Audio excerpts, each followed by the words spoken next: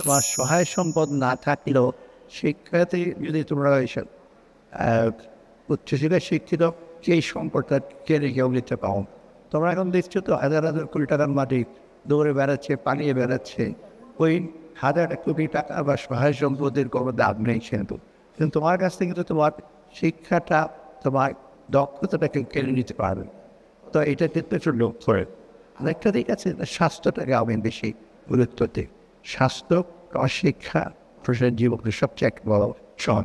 ডাক্তারদের ওদের তাদের সম্মান রেখে মতো ডাক্তাররা ঢাকা থেকে গাজীপুরে যেতে যায়। কয়েকদিন আগে কেরানীগঞ্জে আছে এক ডাক্তার, আমাকে তদবির করছে ঢাকায় আসবি। কি এটা ডিফারেন্সটা কি? মানে আমি কেউ ঢাকার বাইরে যেতে চাই, ঢাকার বাইরে তো জীবনযাপন অত বেটার। আমি সে 15 গ্রাম পিরোজপুরে ছিলাম 1780-তে বাহুবলা প্রশ্ন যেতে লাগতো 18 ঘন্টা, এগুলো রাত গিয়ে নামতাম।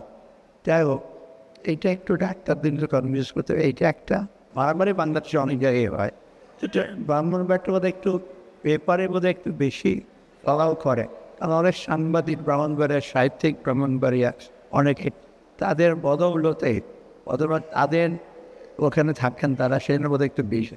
তো অন্য কাজে হয় এটা একটু হয়তো বেশি দেয়, তো এইটা একটু বন্ধ করা উচিত। রেমিটেন্স আহরণ করে ব্রাহ্মণরা, সেটাও কিন্তু একটার কৃতিত্বে আপনার দাবি দেয়।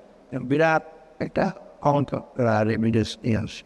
আজকে তাদেরকে পুরস্কার কথা ছিল 312 জনের কথা আমি সময় মতো আসলে তো যেতে পারতাম, কিন্তু আমার যেন সম্ভব না।